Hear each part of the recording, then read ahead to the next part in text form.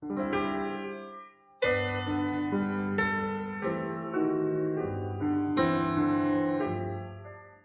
시간 모두 자리에 일어나셔서 함께 하나님 말씀 사도행전 13장 38절에서 41절 말씀, 앞에 화면에 말씀이 띄어지기 때문에 앞에 화면을 보시면서 우리가 한 절씩 이 시간 교독을 하도록 하겠습니다. 제가 먼저 38절 읽겠습니다. 그러므로 사람들아 형제들아 너희가 알 것은 곧 이 사람을 통해 죄들의 용서가 너희에게 선포되었다는 것과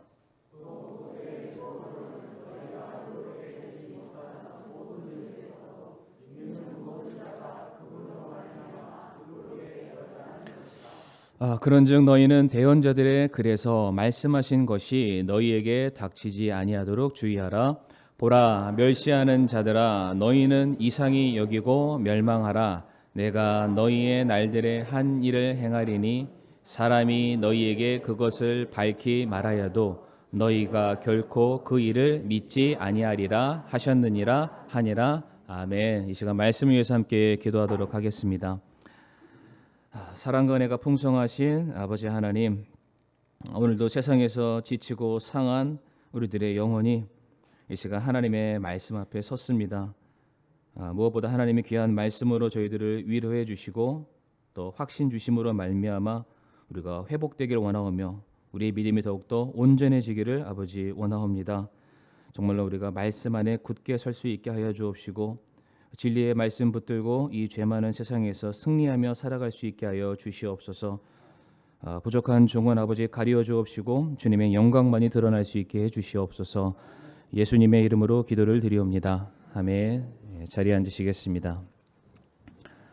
오늘은 사도행전 13장 38절에서 41절 말씀을 통해서 우리가 알아야 할 것이라는 제목을 함께 말씀을 나누고자 합니다.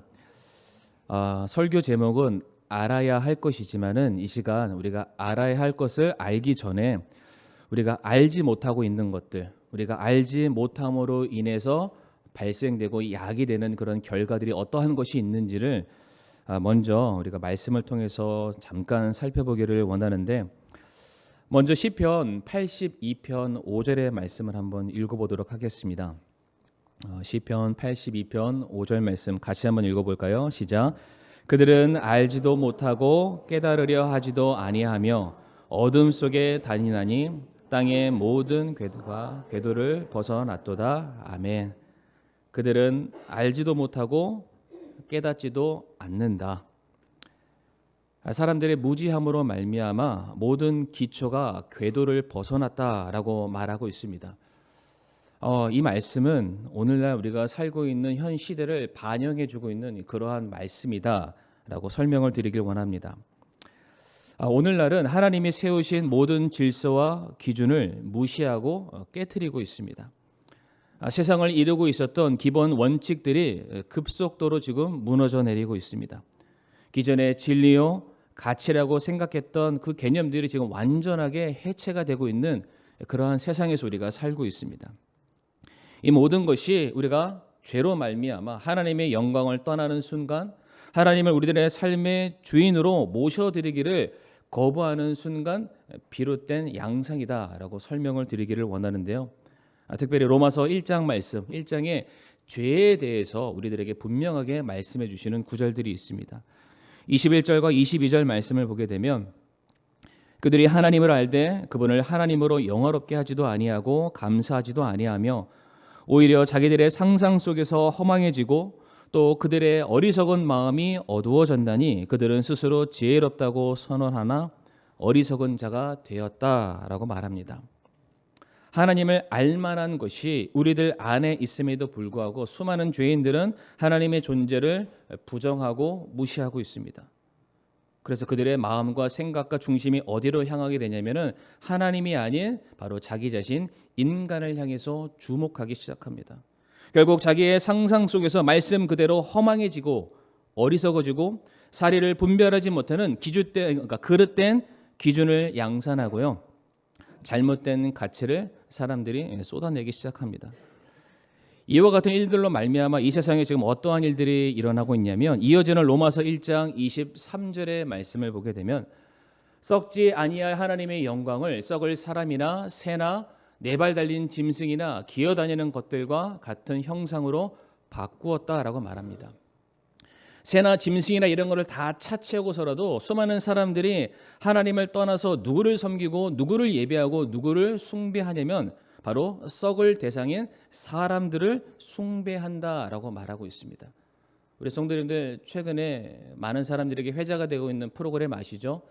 나는 신이다라는 그 프로그램을 통해서도 굉장히 많은 사람들이 정말 우리가 모시고 섬기고 우리가 영접해야 될 예수 그리스도가 아니라 인간을 그들의 메시아로 섬기고 있는 모습을 우리가 얼마든지 지금 확인하고 있습니다. 이어지는 24절 말씀도 보게 되면은 그러므로 하나님께서도 그들을 그들의 마음의 정욕을 통해 부정함에 내주사 그들이 자기들의 몸을 서로 욕되게 하였다라고 말하고 있습니다. 하나님을 떠났던 사람들의 모습이 무엇으로 나타나게 되냐면은 극도의 육체적인 타락으로 나타나게 된다. 사람들이 쾌락주의에 빠져들기 시작했음을 말씀해 주고 있습니다. 너무나도 많은 뉴스가 나오니까 일일이 다 소개하지 않는다 할지라도 요즘 정말로 대한민국이 더 이상 마약에 있어서 청정지대가 아니라는 것을 우리가 잘 알고 있습니다. 유명한 사람들, 돈 많은 사람들만 마약을 손을 대는 것이 아니라 심지어 중학교 2학년 학생들도 텔레그램이나요, 자기 손에 들고 있는 이 스마트폰을 통해서 얼마든지 그 쾌락을 추구할 수 있는 그런 시대를 살아가고 있습니다. 이어지는 25절 말씀 보게 되면은 그들은 하나님의 진리를 거짓으로 바꾸고 창조자보다 창조물을 더 경배하고 섬기고 있다라고 말을 하고 있습니다. 사람들이 무엇인가를 얻을 수만 있다면 자기의 영혼을 기꺼이 바치는 그러한 시대를 우리가 살아가고 있습니다. 우리 성도님들 혹시 영끌이라는 단어 들어보셨죠? 신문이나 뉴스를 통해서 영끌, 영혼을 끌어 모아서라도 내가 집을 살 것이고 내 인생을 준비할 것이고 내 자녀를 위해서 바치겠다. 진정으로 우리들이 살아야 될 영혼의 삶이 따로 있지만 이 땅을 살고 있는 수많은 사람들은 70이며 80이면 끝나는 그 인생을 향해서 썩어질 것을 얻기 위해서 자기의 영혼을 바치고 있습니다. 창조자가 아니라 창조물, 유한한 것, 영원하지 못한 것을 얻기 위해서 자신의 영원한 것을 바치면서 살아가고 있는 어리석음을 범하고 있습니다. 이어지는 26절과 27절 말씀 보게 되면은 말씀이 길기 때문에 읽지는 않겠습니다만은 사람들이 어떠한 양상을 보이게 되냐면은 본성과 순리에 어긋난 행동들을 하게 된다. 다시 말해 하나님을 떠나게 되었을 때에, 하나님을 알기를 거부하게 되었을 때에, 하나님을 그들의 인생의 왕으로 참된 기준으로 모시기를 거부하는 순간 사람들은 어디로 향하게 되냐면은 본성과 순리에 어긋난 행동을 하게 됩니다. 동성 결혼이 이제 얼마 안 있으면 합법화가 될 것 같고요. 차별 금지법이 아직 통과가 되지 않았지만은 그런 말미암은 수많은 법안들이 계속해서 상정이 되고 있습니다. 그러니까 성에 대한 정체성이 이제는 파괴가 된 지 오래이고요. 제가 지난 주 중에 뉴스를 통해서 본 것은 성공회대 그리고 서울대 카이스트 대학교 안에서는 이미 성중립 화장실이 놓여졌거나 놓여질 예정에 있다고 합니다. 그러니까 성중립 화장실이 뭔지 아시죠? 남자도 쓸 수 있고 여자도 쓸 수 있고 모든 성, 내가 생각하는 나는 여자이지만 내가 남자라고 말하는 사람, 나는 남자이지만 내가 여자라고 주장하는 모든 사람들은 성에 구분하지 않고 그 화장실을 누구나 쓸 수 있다라고 말하고 있습니다.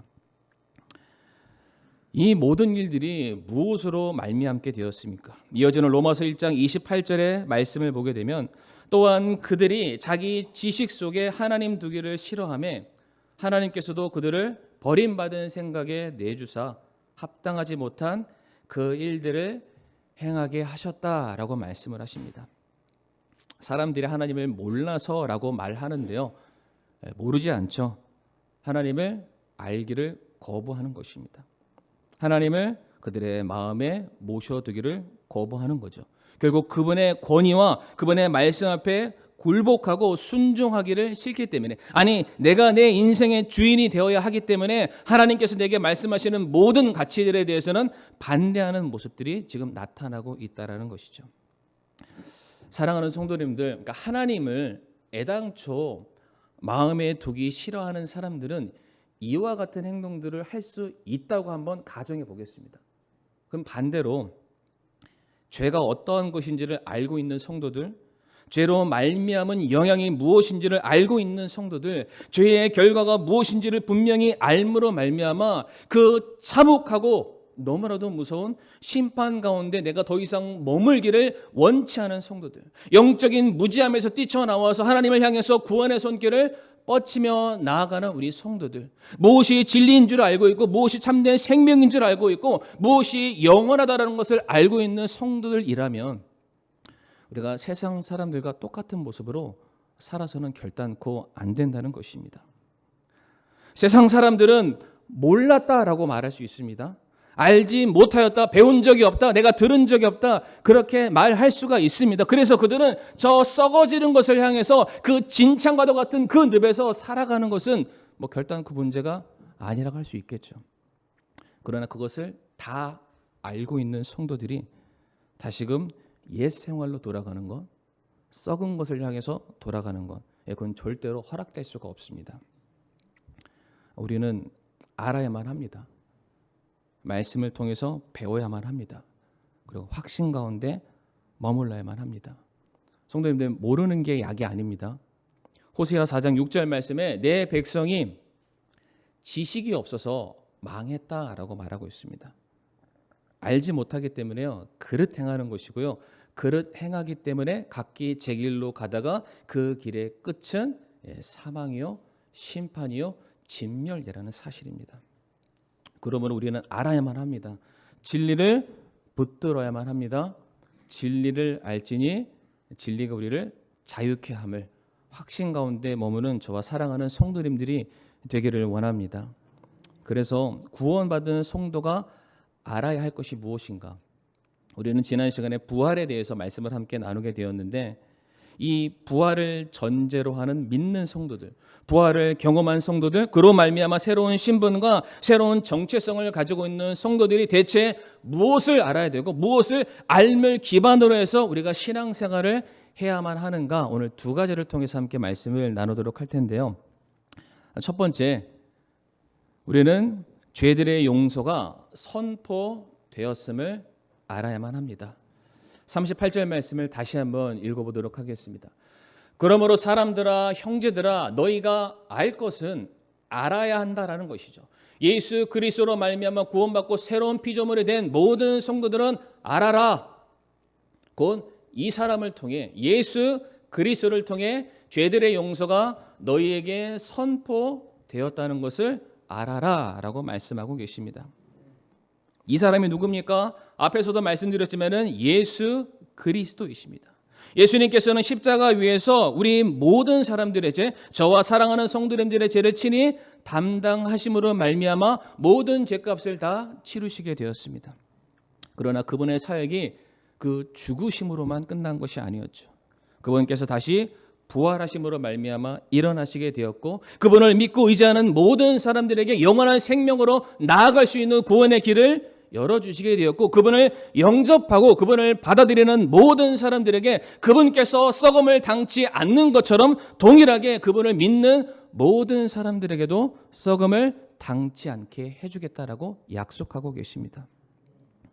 성도님들, 예수님이 썩음을 당치 않는다는 것은 죽음을 이기셨다는 의미이고요, 그 죽음을 이기신 예수 그리스도를 믿고 그분 안에 거하는 자들은 동일하게 썩음을 당하지 않을 것이요, 죽음을 이기는 능력이 우리 안에 있는 줄을 믿으시기를 바랍니다. 그러므로 예수 그리스도를 믿고 그분 안에 거하는 모든 성도들이 무엇이 은혜이냐, 무엇을 은혜로 알고 살아가야 되느냐? 누구도 피할 수 없는 죽음과 사망, 이 모든 것의 원인이 되었던 죄의 문제를 부활하신 예수 그리스도께서 지금도 살아서 우리를 위해서 친히 죄의 문제를 해결하고 계신다. 죄 용서함의 그 놀라운 구속의 사역이 2000년 전 그 역사 가운데 방점을 찍고 끝난 것이 아니라, 그 놀라운 구속의 사역이 오늘날 이 시간 주님 오시는 그날까지 계속해서 이어지게 될 것이다. 이게 은혜입니다. 그분의 부활이 영원한 것이기 때문에 그분으로 말미암은 죄 용서 역시 그 유효 기간이 영원합니다. 그래서 누구든지 그리스도 안에 있는 모든 자들이 누릴 수 있는 참된 은혜는 오늘도 우리들의 연약함과 부족함에도 불구하고 우리를 향해서 내려지고 있는 죄 용서의 은혜. 더 이상 사망과 심판과 죽음에 대해서 두려워 떠는 것이 아니라 우리가 주님 손 붙잡고 주님 곁으로 나아갈 수 있는 은혜가 우리에게 오늘도 임하고 있다는 것입니다. 사랑하는 성도님들, 이와 같이 죄 용서를 받은 성도들은 어떠한 마음을 가져야만 할까요? 마태복음 18장 21절과 22절 말씀 보게 되면은 베드로가 예수님에게 한 가지 질문을 던집니다. 주님, 저 옆에 있는 내 친구가 내게 나쁜 짓을 행했습니다. 제가 화가 나는데 제가 대체 몇 번이나 용서해 줘야 될까요? 제 입장에서는 한 5번 정도면 될 것 같습니다. 우리 성도님들은 저보다 훨씬 더 너그러우시니까 한 10번, 20번, 우리 원로 목사님은 한 100번까지는 용서해 주실 것 같아요. 저도 그 정도까지는 이제 나아가야 되는데, 그 베드로의 말씀을 들었던 예수님께서 70번씩 7번 용서해 줘라라고 이제 말씀을 하시게 됩니다. 근데 여기서 중요한 전제는 예수님도 인내가 부족해서 490번만 참으신다, 뭐 이렇게 우리 성도님이 생각하시면 안 됩니다.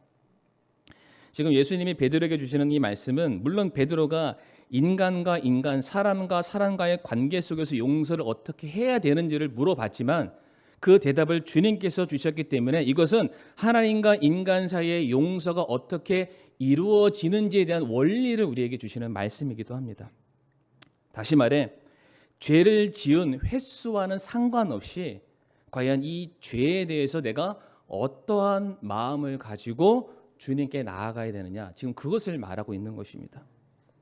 죄를 490번씩이나 지은 사람임에도 불구하고 성도님들, 그럼에도 불구하고 하나님께 나아가는 자는요, 역설적이게도 하나님과의 관계가 너무나도 좋은 사람이다라고 말씀을 드리고 싶습니다.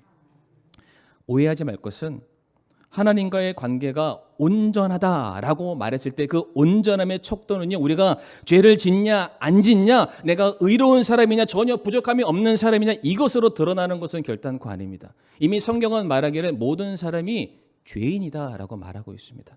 그러니까 온전할 수 있는 사람은 단연코 한 사람도 없습니다. 다만 죄에 대해서 내가 어떠한 마음을 품냐, 그 죄로 말미암아서 내가 하나님 앞에 정말로 무릎을 꿇고 씨름을 하면서 이 죄의 문제를 어떻게든 해결함 받기 위해서 내가 주님 앞에 나아가는 그 사람의 마음이 너무나도 중요하다는 것이죠. 성경의 원리를 살펴보게 되면요, 한 번 죄를 짓든 여러 번 죄를 짓든 그것에 대한 차등이 있는 것이 아니라 모든 사람을 죄인이라고 말하고 있습니다. 중요한 것은 한 번 죄를 짓든 여러 가지 죄를 짓든 491번 이상의 죄를 짓든 간에 이 사람이 꾸준하게 주님 앞에 나아가 용서받기를 원하는 사람이라면, 아니 용서받을 수 있음에 대한 분명한 확신을 가지고 있는 사람이라면, 대체 이 사람의 죄를 짓는 사람이긴 하지만 이 사람은 과연 죄에 대해서 어떠한 마음을 갖는 사람일까요? 이 사람은 분명히 죄에 대해서 부끄러워할 줄 아는 사람입니다. 이 사람은 죄의 문제로 인하여서 하나님 앞에 두려움을 갖는 그런 사람이고요. 이 죄의 문제를 결단코 내 힘으로 해결할 수 없음을 아는 사람이기 때문에 주님께서 해결해 놓으신 죄사함의 길을 향해서 나아가는 그러한 사람. 주님 아니면은 나는 결단코 살아갈 수 없음을 인정하는 그러한 사람. 이러한 사람은요, 처음 죄를 짓나 490번 죄를 짓나 똑같이 죄는 죄이고요, 죄 자체가 싫기 때문에 어떻게 해서든 이 죄의 문제를 내 안에서 끊어내고자 마음의 결단과 더불어서 그 결단이 내 의지만으로는 안 되는 것을 너무나도 잘 알기 때문에 주님 앞에 나아갑니다. 그리고 내 모든 죄를 주님 앞에 하나도 숨김없이 전부 다 자백하고 토설해 놓죠. 그리고 주님께 용서를 구하게 됩니다. 오호라, 나는 곤고한 사람이로다. 죄와 사망의 권세 안에서 매일같이 굴복하고 그 싸움에서 지고 살아가는 이런 나에게 필요한 것은 오직 예수 그리스도, 그분의 은혜와 사랑이 내게 필요합니다. 이 사람은 그렇게 매일같이 주님 앞에 나아간다라는 것입니다. 이렇게 용서를 구하는 자, 용서를 받기를 원해서 주님께 찾아가는 사람의 그 마음속에 그가 가질 수 있는 유일한 한 가지 단어가 뭘까요? 그것이 바로 은혜라는 것입니다. 은혜. 히브리서 4장 16절 말씀에 그러므로 우리가 긍휼을 얻고 필요한 때에 도우시는 은혜를 얻기 위해 은혜의 왕자로 담대히 갈 것이니라. 물론 죄를 지어서 하나님 앞에 면목은 없죠.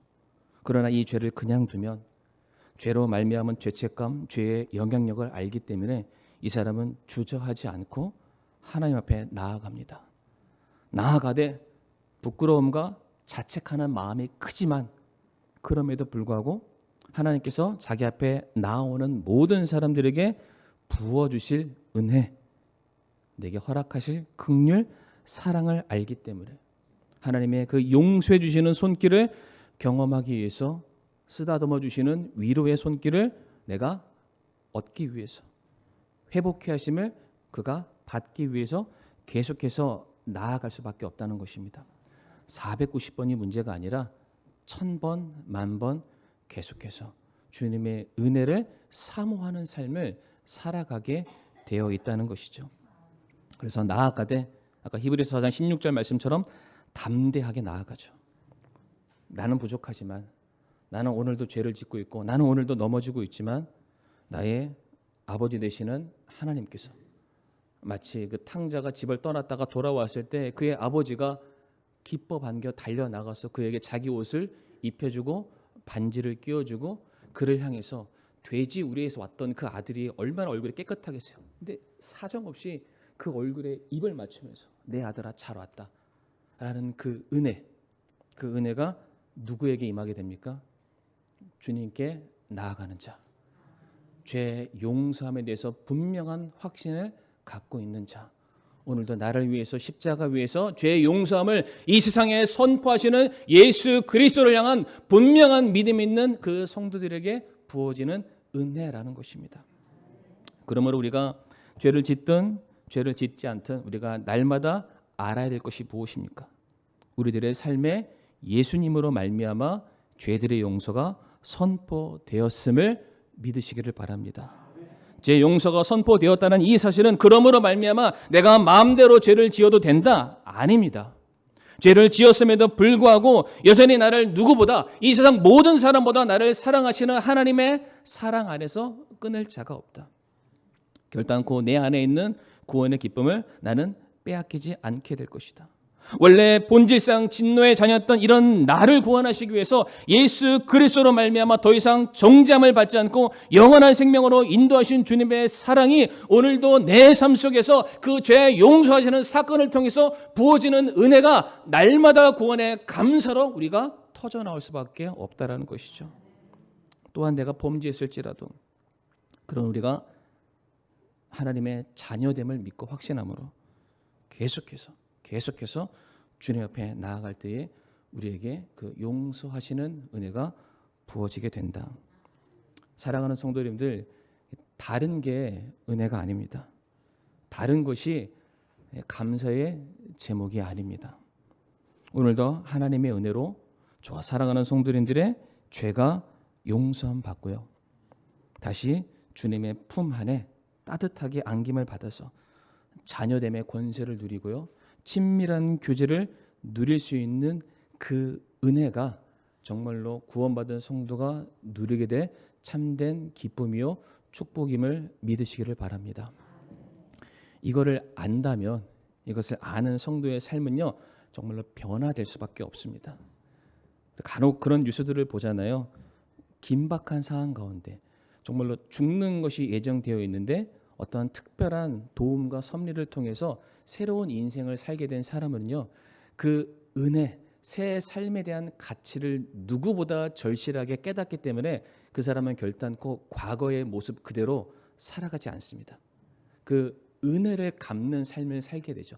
변화된 삶을 살아가게 됩니다. 나를 구원해주고 내게 새 생명과 은혜를 주신 그 사람을 많은 사람들에게 선포하고 증거하는 삶을 반드시 살아가게 되어 있습니다. 그래서 이와 같이 은혜를 아는 자, 죄 용서함의 놀라운 소식을 알고 있는 사람은 이제 무엇을 또한 알아야 되냐면요. 두 번째로 우리가 의롭게 되었음을 알아야만 합니다. 39절 말씀 한번 보여주시길 바랍니다. 또 모세의 율법으로는 너희가 의롭게 되지 못하던 모든 일에서도 믿는 모든 자가 그분으로 말미암아 의롭게 되었다. 의롭게 되었음을 또한 우리에게 선포하고 계시죠. 여기서 모세 율법이 등장을 하는데요. 모세 율법이 뭡니까? 대표적으로 십계명이라고 우리가 알 수가 있습니다. 십계명은 하나님께서 직접 그 돌판에 써서 주신 하나님의 명령이자 기준이자 계명이기도 합니다. 이 돌판 자체, 이 십계명 자체를 소유하고 있는 거 정말로 대단하다라고 말할 수가 있는데, 성도님들, 그 십계명 돌판을 소유한 것, 그거 자체가 우리의 의로움을 대변하는 걸까요? 내가 십계명을 가지고 있다는 그 사실 자체가 내가 의로운 사람이라는 것을 드러내고 그것을 확인시켜주는 하나의 기준이 될까요? 전혀 그렇지 않습니다. 성도님들 아시겠지만은 모세가 시내산 위에서 하나님으로부터 십계명을 받아들고 내려왔을 때에 이스라엘 백성들은 그 십계명 말씀의 기준하에서 그들이 죄인이라는 사실이 드러나게 되었습니다. 율법은 그 자체로 우리를 의롭게 해주는 것이 아닙니다. 율법이라는 수많은 날카로운 기준과 잣대에 의해서 사람들은 더더욱더 의인이 아닌 죄인, 불법을 행하는 자로 드러날 수밖에 없습니다. 그런데 우리가 잊지 말아야 될 것이 무엇이냐면, 하나님께서 시내산 위에서 모세에게 십계명을 주심과 동시에 무엇인가 또 하나를 그에게 허락해 주셨습니다. 그게 무엇이냐면은 바로 성막을 하나님이 모세에게 보여주시게 됩니다. 성막에는 무엇입니까? 한마디로 거룩하신 하나님 앞에 죄인들이 나아갈 수 있는 구원의 길을 마련해 주신 것이 성막이다라고 우리가 알고 있습니다. 다시 말해 모세의 율법을 통해서 수많은 사람들은 자신이 죄인임을 발견하게 됩니다. 그 죄로 말미암아 죽을 수밖에 없는 자신의 형편과 현실을 깨닫게 됩니다. 그로 인해서 이 죄인들, 내가 죄인이라는 것을 자각한 사람들이 어디로 나아가게 됩니까? 바로 은혜와 긍휼을 구하게 되는 제단 앞으로 나아갈 수밖에 없다는 것입니다. 다시 말해 율법을 갈망하는 사람들, 율법 하나님의 계명을 지키고자 애쓰는 사람들은 무엇을 알 수밖에 없냐면은 그 율법 앞에 자신의 한계를 깨닫게 되고 자신이 죄인임을 자각하게 되면서 결국 내 힘으로는 구원의 길을 나갈 수 없으니 이 구원의 길을 열어주신 예수 그리스도를 향해서 나아가게 된다는 것입니다. 로마서 3장 20절 말씀에 그러므로 율법의 행위로는 어떤 육체도 그분의 눈앞에서 의롭게 될 수 없느니 율법으로는 죄를 알게 되느니라. 우리가 거울을 보게 되면은요, 내 모습이 어떻게 생겼는지를 확인할 수 있습니다. 그러나 거울은 단지 보여주는 것이지 우리를 깨끗하게 하거나 우리를 고쳐주지는 못합니다. 마찬가지로 율법으로는 죄가 있는 것을 알게 되지만은 율법 자체가 우리의 죄의 문제를 해결해 주는 것은 아니라고 말합니다. 율법은 오직 우리가 죄인이라는 것을 깨닫게 해줌과 동시에 우리의 시선을 어디로 향하게 하냐면, 그렇다면은 내가 구원받을 수 있는 길이 어디인가? 그 모든 성막의 사역을 통해서 예표되고 있는 바로 예수 그리스도, 오직 예수를 믿음으로 말미암아 내가 의로워질 수 있고 깨끗해질 수 있고 정결함을 입을 수 있구나라는 사실이 율법이 우리에게 주어진 이유이기도 하고요. 그 율법으로 말미암아 모든 사람들이 하나님 앞에 자신들의 현실을 고백할 수밖에 없다는 것입니다. 그래서 고린도후서 5장 21절 말씀 보게 되면 같이 한번 읽어볼까요? 고린도후서 5장 21절 말씀 시작. 하나님께서 죄를 알지 못한 그분을 우리를 위하여 죄가 되게 하신 것은 우리가 그분 안에서 하나님의 의가 되게 하려 하심이라. 아멘. 예수님께서 저와 성도님들을 위해서 십자가에 못 박혀 죽으셨을 때에 그분은 완전한 죄가 돼서 죽으셨습니다. 그런데 그분의 사역이 거기서 끝난 것이 아니라 이제는 그분께서 이루셨던 모든 의로우심, 완전하심, 모든 율법을 성취하심, 그로 말미암아 죄 없다고 선언받으신 그분의 모든 사역들이 이제 그분을 믿고 그분을 영접한 모든 사람들에게로 전가가 되었습니다. 예수님께서 친히 죄가 되셨고 그분이 이루신 의가 우리의 것이 되었다. 이것을 신학적으로 칭의, 의롭다고 칭한다라는 단어로도 사용하게 됩니다. 이렇게 의로움을 받게 된 성도들은요, 내 안에는 그것을 감당할 만한 그러한 능력과 그 마음의 소망은 없었지만은 이제 그 의를 이루신 예수님께서 내게 오셨기 때문에 이제 주님이 주시는 능력으로 말미암아 의를 추구하고 의를 행하고자 하는 그 마음의 소망이 생겨날 수밖에 없습니다.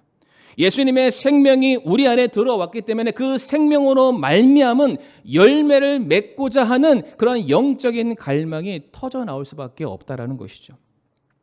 의의 완성자이신 예수 그리스도와 우리가 함께 동행하게 되었을 때에 그분의 의의 모습을 따르고자 그분의 말씀에 순종하고자 하는 그 애씀의 모습이 반드시 구원받은 성도의 삶에 나타나야만 합니다. 골로새서 1장 29절 말씀 보게 되면 이 일을 위해 나도 내 속에서 강력하게 일하시는 그분의 활동에 따라 싸우며 수고하노라 라고 되어 있습니다. 내 속에서 강력하게 일하시는, 내 힘과 내 의지와 내 계획대로 내가 섬기고 주의를 감당하는 것이 아니라 이제 내 안에서 자리 잡고 계시는 나의 구원자 되시는 예수 그리스도, 그분으로 말미암아 내 속에서 이제는 세상에 썩을 것을 위해서 사는 것이 아니라 썩지 않는 것을 위해서, 영원한 것을 위해서, 하나님의 영광을 얻기 위해서 살아가고자 하는 영적인 갈망이 생겨나게 된다. 그래서 그분과 함께 활동하게 되고요, 그분과 함께 동행하게 되고요, 그분과 함께 죄와 싸우게 되고요, 그분과 함께 한 영혼을 얻고자 수고를 마다하지 않는 삶을 살게 됨을 우리에게 가르쳐주고 계십니다. 우리가 잘 아는 갈라디아서 2장 20절의 말씀에서도 이제 우리가 주님과 함께 십자가에 못 박혀 죽었기 때문에 이제 내가 사는 것은 더 이상 내가 아니요 내 안에 계시는 그리스도를 위해서 산다라고 말하고 있지 않습니까? 구원받은 성도의 삶은 정확하게 주를 위해서 살아가는 삶, 나 같은 죄인을 구원하시고 새로운 생명을 허락하여 주시고 하나님의 자녀되는 권세를 주신 그 은혜를 알기 때문에 이거보다 더 귀한 것이 없다는 것을 내가 믿기 때문에 이제는 주를 위해서 사는 삶으로 내 삶의 방향과 노선이 달라질 수밖에 없다라는 것입니다. 그래서 진짜로 구원받은 성도는, 은혜가 무엇이지 않은 성도는 자신의 삶을 어떻게 주님의 도구로서 드릴 수밖에 없습니다. 로마서 6장 13절 말씀 같이 한번 읽어보실까요? 로마서 6장 13절 말씀 시작. 또한 너희 지체를 불의의 도구로 죄에게 내주지 말며 오직 너희 자신을 죽은 자들로부터 살아난 자로서 하나님께 드리고 너희 지체를 의의 도구로 하나님께 드리라. 아멘. 헌신되는 삶을 살아라. 너희 지체, 손, 발, 눈, 입, 마음, 생각 모든 것들을 가지고 주님의 영광을 드러내는 도구로서 사용되어져야만 한다.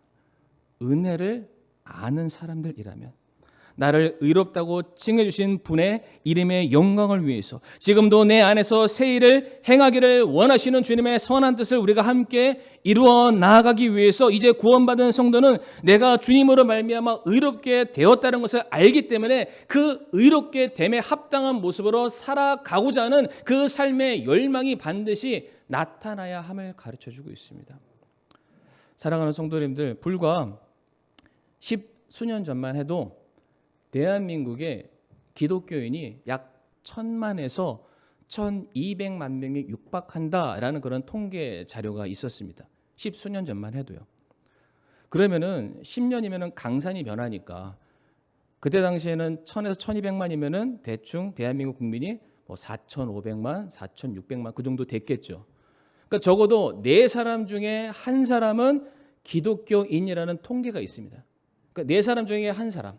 그러면 이 사람들이 적어도 10년이라는 이 시간이 지남과 동시에 내가 주님께로부터 받은 말씀 그대로 내가 순종하고 사랑을 실천하고 섬기고 희생하는 모습을 보여줬다면 적어도 내 나머지 외에 3사람이 아니라 단 1사람에게라도 우리가 선한 영향력을 끼쳐야 되지 않겠습니까?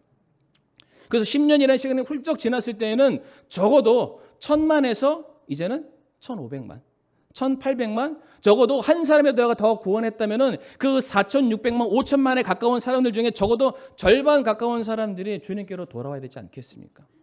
그런데 현실은 그렇지가 않습니다.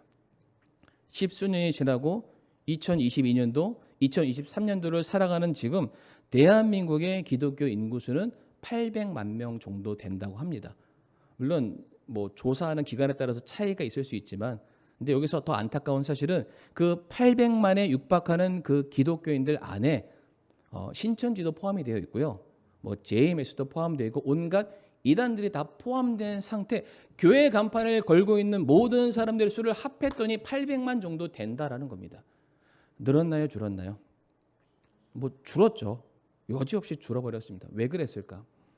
분명한 사실은 그리스도인이라고 자청하는 수많은 사람들이 나는 개인적으로 내가 주님의 자녀야, 나는 구원받았어, 나는 하나님의 백성이야 라고 확신을 갖고 그런 신앙 고백하는 사람들은 우리 주변에 많이 있지만, 그들은 자기 골방 안에서는 그렇게 신앙 고백할지는 모르겠지만 그들이 살고 있는 그들의 삶 속에서 그들의 믿음을 절대로 구현해내지 않고 있다, 실제화하지 않고 있다는 것이 문제라는 사실이죠.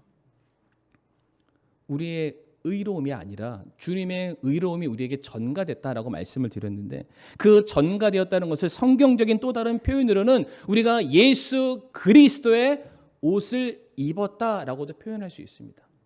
그러니까 더 이상 나는 과거에 내 옷을 입는 것이 아니라 주님께서 내게 입혀주신 그분의 옷을 입었기 때문에 세상 사람들의 관점에서는 더 이상 예전의 차상욱이 아니요 주 안에 있는 차상욱 그리스도인이라는 삶을 우리는 반드시 살아가야만 합니다.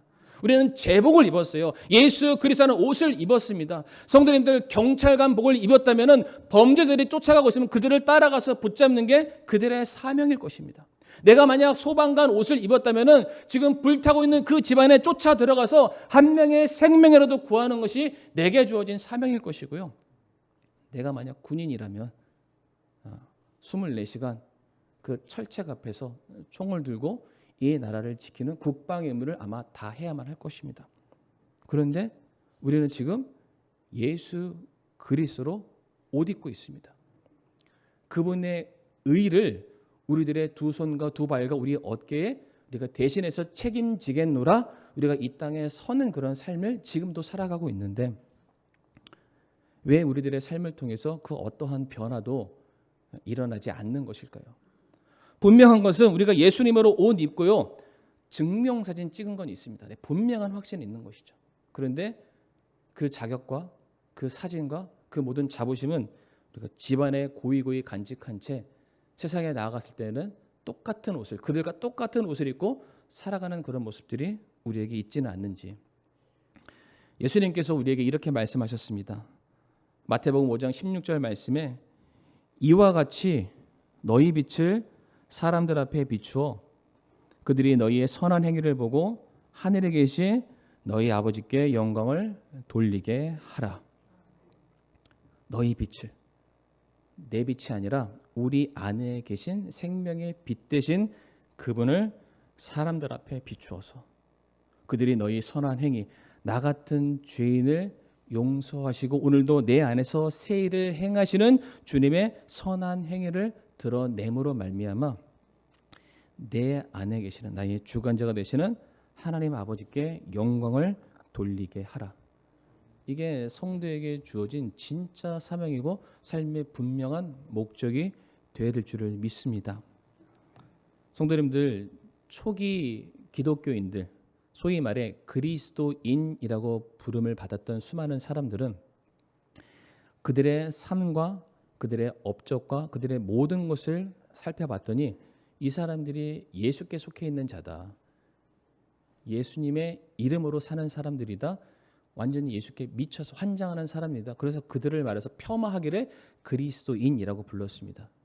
그런데 중요한 사실은 그들이 그렇게 그리스도인이라고 불림을 받았을 때에 세상에는 예수님이 안 계셨습니다.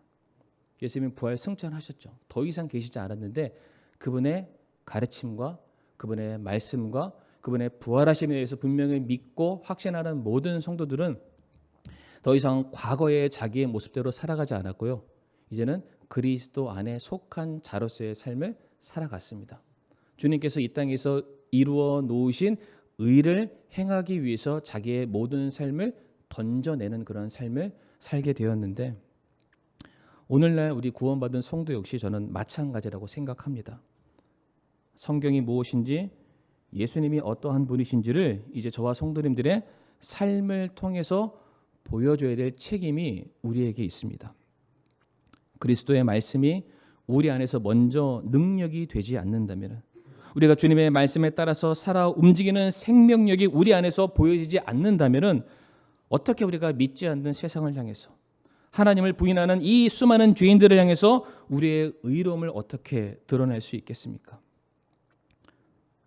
초대교회 모든 성도들은 그들의 삶을 통해서 예수님을 드러내려 했습니다. 예수님의 의로움을 드러내려 했기 때문에 그들이 세상의 기준이 되었습니다. 그들로 말미암아 그리스도인과 비그리스도인이 나눠지게 되었고요. 그들로 말미암아 의와 불의가 무엇인지 나타나게 되었고요. 그리스도인들로 말미암아 영원한 것과 영원하지 않는 것이 구분지어지게 되었습니다. 수많은 사람들이 성도들의 삶을 통해서 예수님의 그 발자국을 따라가게 되었다는 사실입니다. 그렇기 때문에 우리 사랑하는 성도님들, 우리 안에서 역사하시는 주님의 말씀에 순종해서 주님이 했던 것처럼 내 이웃을 내 몸과 같이 사랑하고 그들을 위해서 죽기까지 섬기는 그 모습으로 그 많은 사람들을 사랑하고 용납하고 용서하고 품어줄 줄 아는 그러한 모습, 주님의 의로움이 우리의 의로움이 되었을 때에 저와 성도님들의 삶을 통해서 주님의 이름이 증거되길 원하고, 우리가 이 세상에 소금과 빛의 직분을 온전하게 감당할 수 있기를 원합니다. 그래서 말씀을 마무리하면은, 우리가 정말로 죄 용서함이라는 그 은혜를 아는 자가 되기를 원하고요. 그 은혜에 합당한 헌신과 섬김이 우리에게 반드시 있어야 된다. 이 사실을 분명히 기억하고 우리가 정말로 주님께서 귀하게 여기시는 신실한 종들이 되기를 간절히 바라겠습니다. 이 시간 함께 머리 숙여 오늘 말씀 놓고서 기도하기를 원합니다.